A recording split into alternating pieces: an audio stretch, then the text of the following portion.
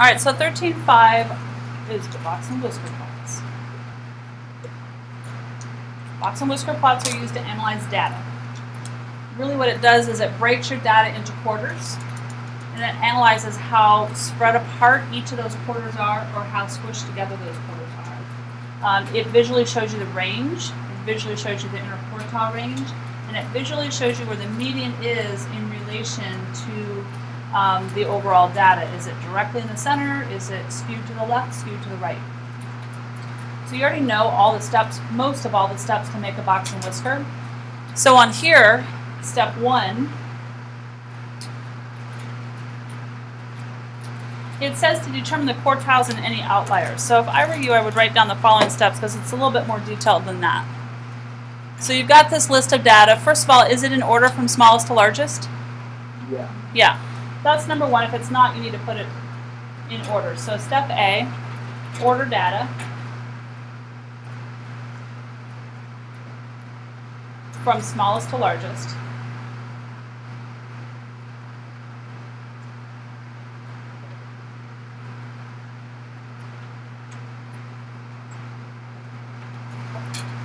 And then step B, you are to find all the quartiles. So you're to find the lower quartile, the median, and the upper quartile. That's essentially splitting the data into 4 pieces, or 4 25%. So we're going to take our data. How many pieces are there here? How many pieces? More than 8. 9, right? So is there one middle piece of data? Yeah, so take 9 and subtract 1, you have 8. What's 8 divided by 2? 4. So you should count 1, 2, 3, 4.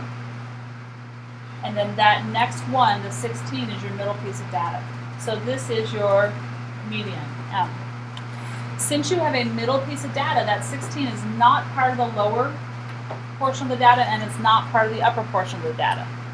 If you have 2 middle pieces of data, then those 2 middle pieces are part of the lower and upper pieces of data, but in this case it's not. So then we also have to find the lower quartile. So now I only have 4 data items in the lower half. So is there one middle number? No. So to cut 4 in half, I cut in half at 2. So I have 7 and 9. What number is directly in between 7 and 9? 8.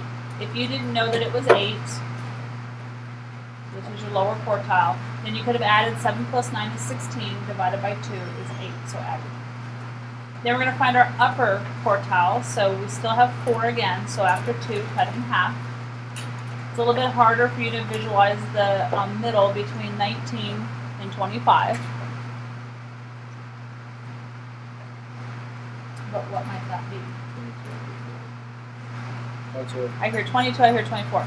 So what's 19 plus 25?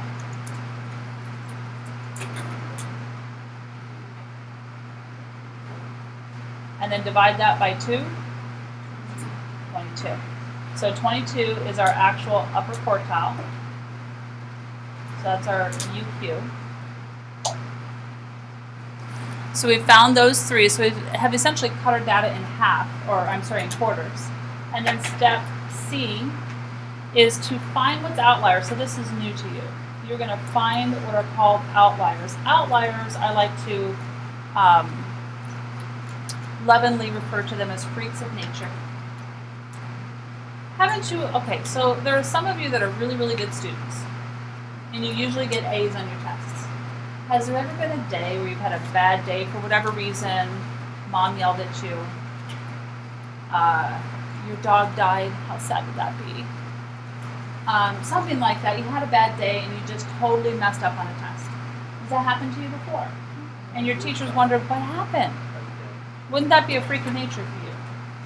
Unusual. Same thing goes on the other continuum. Some of you are horrible students. But isn't there some time that you got like an A on a test and you ask your teacher, Mrs. Murray, are you sure that test score that you put in Infinite Campus is correct? Because it can't possibly be right. Maybe your teacher gave a multiple choice test and you guessed really well, right? That's happened before. It can happen. That also would be a freak of nature, an unusual occurrence. So an outlier is something that's not normal. It's it can skew your data. So what we like to do is take it out of our data as far as our extreme values. So extreme values are always your lowest and your highest value, but it doesn't include your outlier. And so we have to find out what our outlier is. So we're going to take 1.5. Why? Because somebody decided that 1.5, 1.5 times the interquartile range would find our outlier. So your interquartile range is a difference. You take your upper quartile, subtract your lower quartile, and then we're going to take that value and we're going to multiply it by 1.5. So this is what you see them doing right here. So didn't we find, so the interquartile range, our upper quartile right here, so you might want to write this down. This was our upper quartile. 8 was our lower quartile. So doesn't 14 represent our inner quartile range? So they're taking that 14 and they're multiplying it by 1.5. And they get this value. Well, let's go ahead and multiply it out since I didn't give it to you. So we're going to take 14 and multiply it by 1.5. So ignore your decimal point, just multiply 15 to 14. 5 times 4 is 20. 5 times 2 is 5, plus 2, 7. And then 1 times 14 is 4 and 1. And so don't I get 0, 11, carry the 1, 2. I have overall 1 decimal place, so I want 1 decimal place in my answer. So 21 would be what's called my, you might call it your outlier range. We need to take 21 and look at our inner quartile range, our lower quartile right here, which is 8. And I want to go that 20, what do we get? 21? I'm going to go 21 to the left of 8 and see if I have any outliers. So that's what they're doing here. They're really taking 8 and they're subtracting 21. What's 8 minus 21? Negative 13. Are there any data items that are less than negative 13? Because that's kind of like creating a fence. You can't go beyond negative 13 because that's becoming the freak of nature zone, so to speak. So we don't have any negative values at all, do we? No. So there's no outliers to the left of our lower quartile. So that's why we subtracted, because we went to the left. But if we look at our upper quartile, which is 22, we want to go to the right. So if we're going to the right, we're going to actually add that 21 to it. So that's what you see them doing here. They're taking 22, and they're adding 21. Don't they come up with 43? Are there any data items that are greater than 43? No. So not every set of data has outliers. This particular set of data has no outliers. So you have to look for that before you ever start to plot it. Then the last thing that you have to note after you determine whether there are outliers or not, because if there are outliers, they don't count as the low piece of data or the high piece of data. So once you do that, then you have to find your extreme values.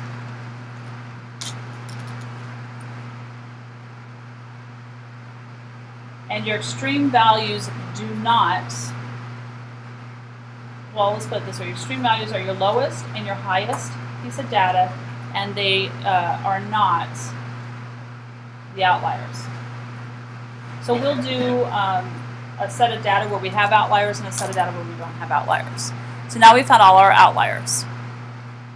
So in step 1, there's actually 4 minor steps to that. 2 of which you know how to do. The other 2, these are new to you. So then once you found your, pardon? That's not outliers. L and H, low and high, but not outliers. So once you've found your quartiles, you've discovered are there any outliers, and you've located your high and low value that are not outliers, then you're ready to start graphing. So step 2, you are to draw and label your number line. So this is all of step 2. That's all you have to do. You do have to take into account a scale that includes the extreme values. So if you do have extreme values, your high and your low, you include those. You also have to include your outlier. If there's an outlier, you have to have a scale that goes out and includes that outlier too. And then finally, step 3, actually once you got your scale down, then plot that box and whisker. you'll plot your 5 most important points. As you look on here, your 5 most important points are your low piece of data, your high piece of data, your lower quartile, your upper quartile, and your median. You draw a box around the lower through to the upper quartile, and you put a line, vertical line to that median, and you connect the low and high values as whiskers. If there's an outlier, the outlier does not get connected as a whisker. It's just like a dot hanging out here or a dot hanging over here to the left. Question? That was your question. Yep. And we'll do one so you can see how that works. Okay, so we're going to do question number 1. So my first question, is it in order from smallest to largest? No. So that's what we're going to do first. Find your low piece of data and your high piece of data. What's your lowest? Lower than 32. 19. Yep. So we've got 19.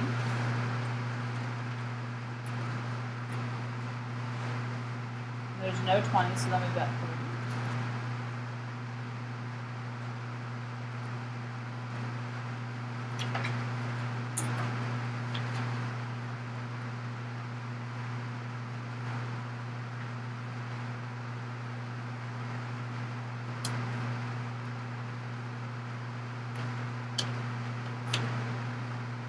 Pardon? Yeah, okay, good. I thought I wrote that down. Thank you, though. And we would catch that by counting your original pieces of data and then count your new ones.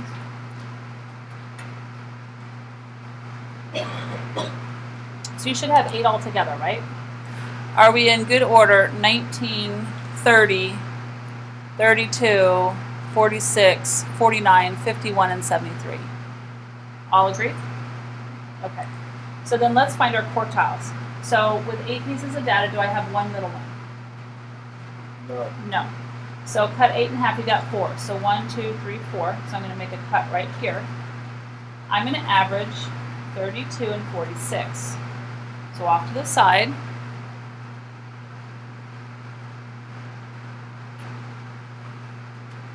I get 78. Divide 78 by 2. What do we get? 30. 39. So I get 39 as my median, right? Then, because I did not have a middle piece of data, that 32 belongs to my lower half. So my lower half has 4 pieces. Again, there's no middle. So 4 pieces divided by 2 is 2. My 2 middle pieces of data are 30 and 30. Do I have to average those? Nope. So 30 is my lower quartile, right? So my lower quartile is 30. And then my upper quartile does include 46. So I have 4 pieces, cut in half at 2. What number is directly in between 49 and 51? 50. So we didn't have to average that one because we could think about it. So that's our upper quartile. Now what do I have to do? Nope, I have to find outliers before I can make my box and whisker. So I have to see if there are any outliers. How do I find those outliers? 73 is an outlier. So I need to take 1.5 and I need to multiply it to the inner quartile range. So the inner quartile range is 50 minus 30. Right? So isn't that 1.5 times 20? 0 is a 0, right? And then 2 times 15, isn't that 30? And then how many decimal points do I have? Just 1, right? So won't that give me 30? So what I need to do is take 19, which is my low piece of data. Oh, I'm sorry, not 19, 30, right? So take your lower quartile, 30. And I need to, because I'm going to the left, I need to subtract. So I'm going to subtract 30 from 30. What do I get? 0. Are there any pieces of data that are less than 0? No. So then I'm going to take the upper quartile, which is 50, and because I'm going to the right of 50, I need to find out what's my wall to the right of 50. I'm going to add 30 to that. I get 80. Are there any data items greater than 80? Close, 73, but no. So do I have any outliers? No. So that means that 19 is my low piece of data, and 73 is my high piece of data. Those are called my extreme values. My extreme values would be the low piece and the high piece. So they've already gone ahead and put our scale in there for us from 0 to 80, and each hash mark is worth what? 10. So as you're plotting, you're going to plot these 5 points right here that we came up with. As you plot those points, it's imperative that you label under here a point that's not in the tens. So in other words, I'm going to plot 19. Well, 19 is going to be really close to 20, so I'm going to just put 19 right here, and I'm going to put a dot here. Because I want the reader to know what that really is, and the reader is Mrs. Murray, me. And so your lower quartile is at 30, so that's right at 30. We don't need a label. And then your median's at 39, so again, I'm going to put a little hash mark here with 39, the dot. And upper quartile is 50, no need to label. That's And your high quartile, or your high point, is 73. So halfway would be here. 73 is about right here. I'm going to label it as 73 and put a dot. So, since there's no outliers, these should all be on a straight line, which we're straight enough for government work. What? You put the dot at 60. I put what? Dot at 62. Oh, thanks. That would be an issue, wouldn't it? Alright, so I really need one at 50. That's because I'm blind and can't see. Alright, so then we're going to connect the high piece of data to the first dot to its left, and the low piece of data to the first dot to its right. Those are your whiskers. The 3 dots in the middle create your box.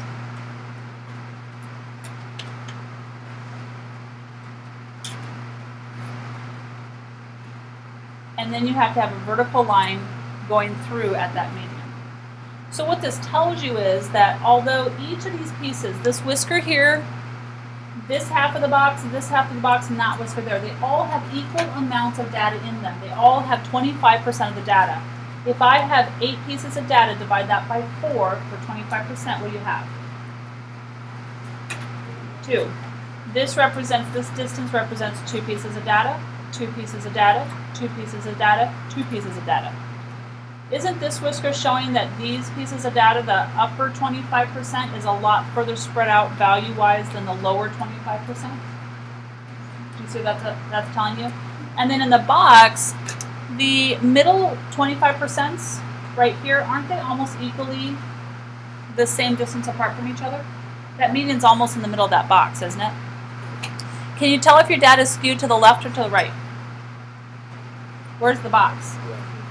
To the left. So your data, like we looked at the histograms, your data is skewed slightly to the left, not much, but slightly. What is the range of the second quartile? What range of values is the second quartile? This is the first quartile. This is the second quartile. What's its lower half? 30. What's its upper half? 39. So the second quartile ranges from 30 to 39. How many pieces of data are in the upper 75%?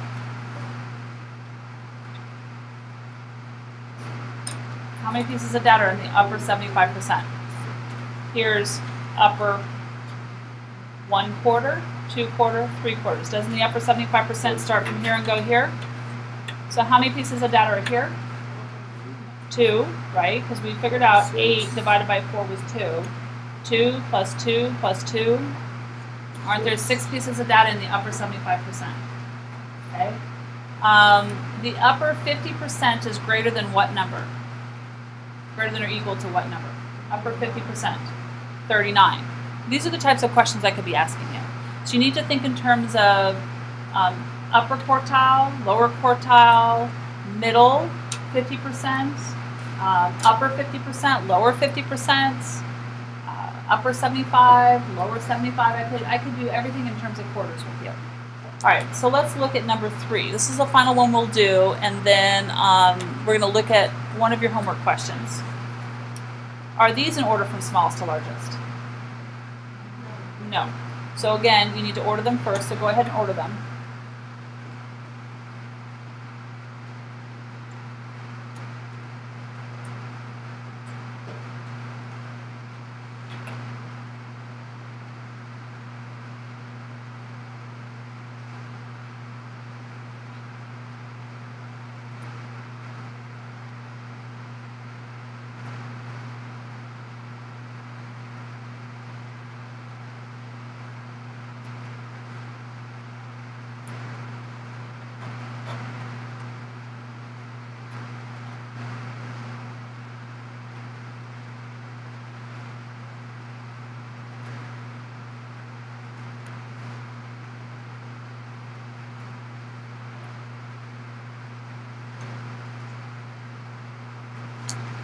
So do you agree with mine?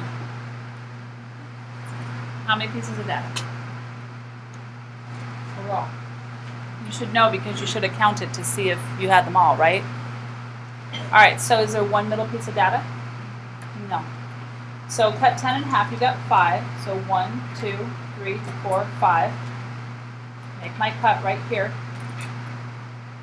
Where's my median? What number is directly between 48 and 51? 49.5. Okay, if you don't know, you've got to go off to the side and do 48 plus 51 gives you 99. Divide that by 2. 2 goes into 9. 4 times, that's 8 with 1 left over. 2 goes into 19. 9 times, that's 18 with 1 left over. What's 1 divided by 2? 1/2 of 0.5. That's where they got the 49.5. So 49, trying to squeeze it in here, 49.5 is the median. So because I don't have a middle piece of data, the 48 belongs to the lower half. So how many do I have in the lower half? 5, including that 48. So there is one middle piece of data. Isn't it the third piece? Isn't it 44? So that's our lower quartile. And the 51 belongs to the upper data. So again, there's one middle. So isn't the third piece of data 59 our upper quartile?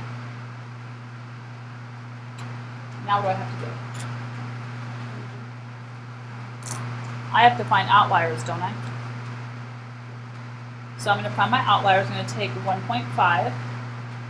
I'm going to multiply it to my inner quartile range, so 59 minus 44, which is 1.5 times, what's 59 minus 44? 15. What's 15 times 15?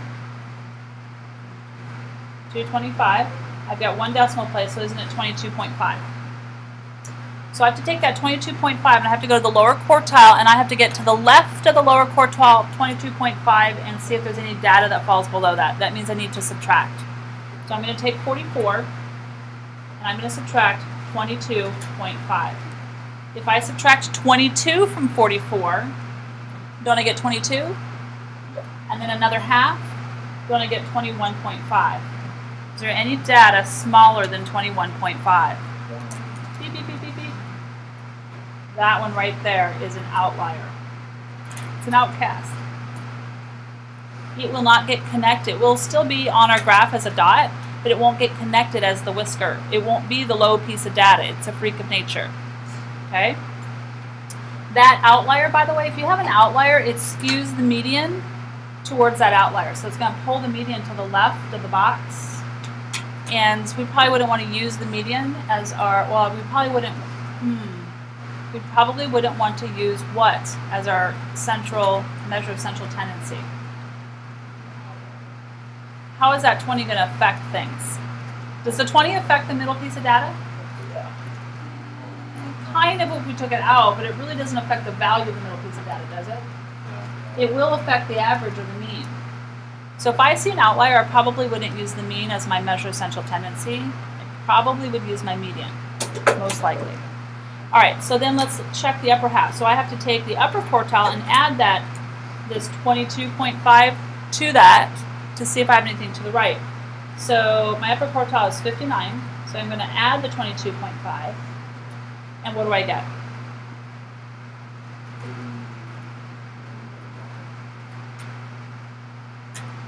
So I get 81.5. Is there any data greater than that? No. And you could have several outliers to the right or to the left. It's not limited to just one. And so we only have one set of outliers. So that means that my low piece of data is actually 41. This is my low. And my high is 71. So they have made a scale for you. Again, it went by tens. So we're going to plot everything. So we're going to plot 20. We are going to plot 41. So I'm going to put a little hash mark here, label it as 41. And 44. So that's right about there.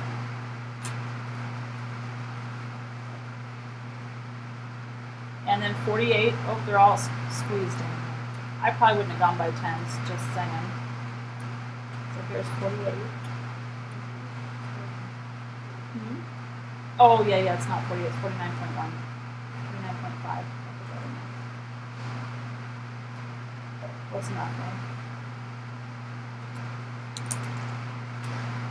49.5. And then our upper quartile is 59. Put a hash mark here. So our data is pretty squished together. And our high piece of data is 71.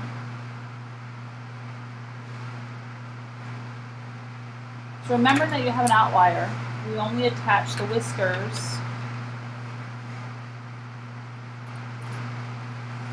from the lower to the lower quartile, high to the upper quartile. And then our box is right here.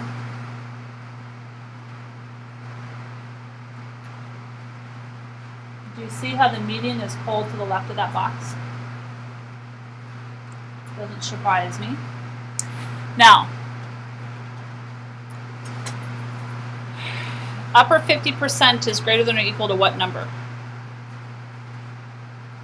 Upper 50% of the data is greater than or equal to what number? 49.5, because upper 50%, remember this is 25% of the data, that little whisker. This little part of the box is 25%, that's 25%, and that's 25% of the data. They all have equal amounts of data in them, they're just stretched out or squished together differently. What range has the lower 75% of the data? What range? Goes from what to what? 41 to what? Not 44. Lower 75%. 41 to 59, right? Because it includes the whisker and then both parts of the box. The middle 50% is what? Middle 50%. That's 44 to 59, right? Okay. So then I'm going to hand you your homework. We're going to do one more. And we're going to answer some more questions, and then I'll let you get going on your homework.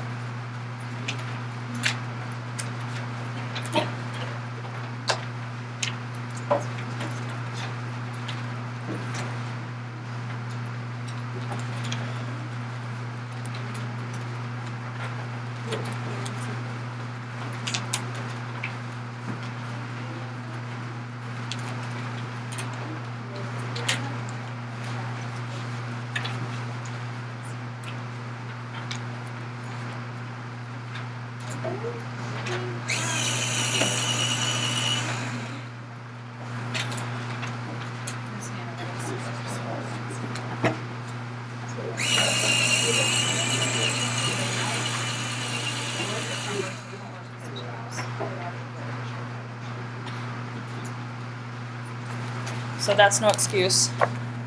So I don't expect to see that on again. Okay, so let's look at number 3. I want you to start at number 3. You've got a number line there. I want you on your own to find or to make your box and whisker all by yourself. I'll quietly be doing it up here, and you can kind of check as you go. I don't want you to answer questions 4 through 7 yet, though. I want you just to make your box and whisker plot. Oh, well, 4 through 7 is using a different box and whisker, but do number 3. Don't forget to check for outliers.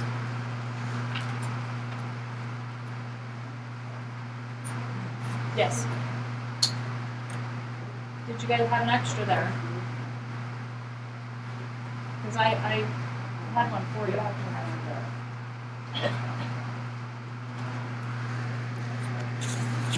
Trust me, I had one. Somebody's working on the 2 of them.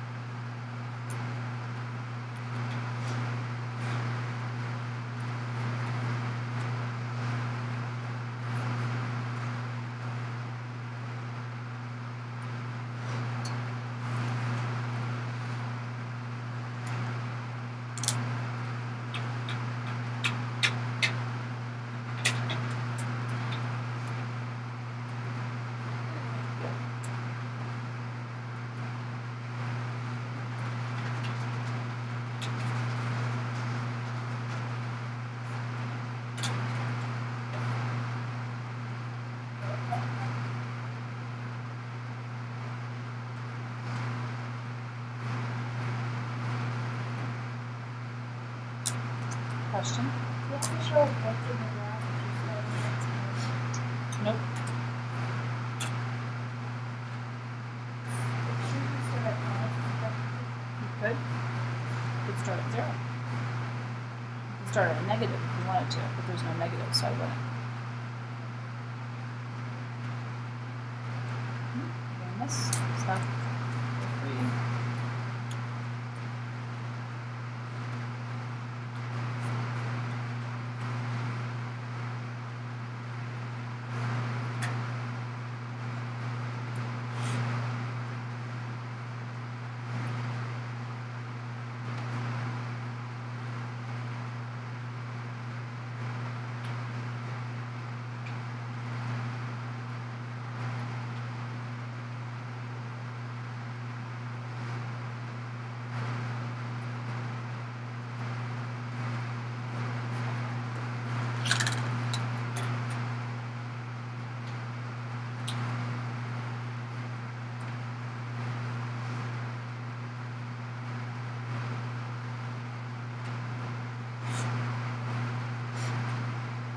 You really should use a straight edge to draw your box with and all your lines.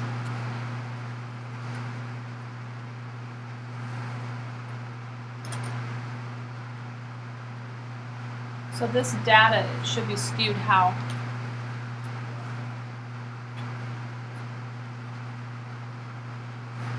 All seem to be squished to the left. You almost had an outlier, didn't you? Question?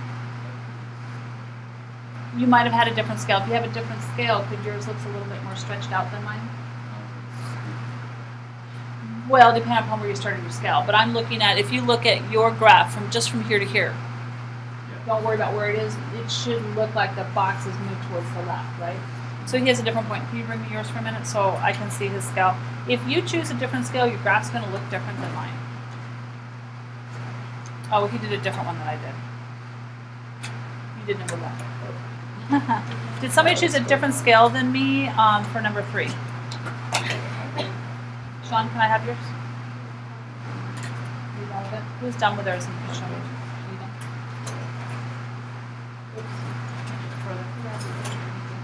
All right, so this is Sean's.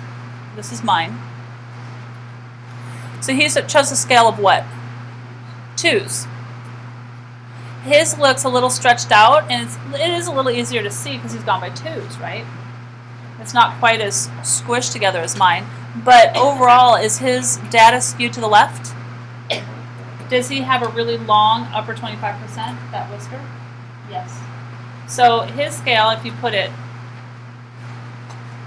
right above mine, and this is one way you can skew data, by the way, you're going to have to do a double box and whisker. And if you don't have the same scale for your double box and whisker, you can skew how your data looks. So you do have to do the same scale. So his scale, it looks like his interquartile range is wider than mine, right? It looks like his data is more to the right on the graph than mine, but they're just different scales. So when you grade your answers, you guys make sure that if your scale is different than what I have online, that's fine. It can be different. But bear in mind that your graph might look different. All right, so let's look at 4 through 7. How are we going to answer these questions? We're using this box and whisker plot here. What does this point here tell you? What's this point represent? The lowest value, right? Are there any outliers on this graph? No. Brandon, what are you doing? I'd put that completely away. It doesn't belong out in class. Doesn't matter. I told you during class, get yourself a calculator, not your cell phone. All right, so what's the left side of this box represent? Lower quartile. Can we tell exactly what that is? Yeah, what do the hash marks go by? By 1s. So this would be 9 here. So I would guess that that's 8.5. It might not, but that's our best guess, right? What's this represent? The median. What's this? Upper quartile. And what's this? The high data.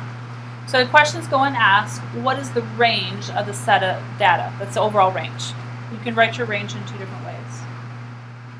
Take your high versus your low. So we've got 20, and this is 5.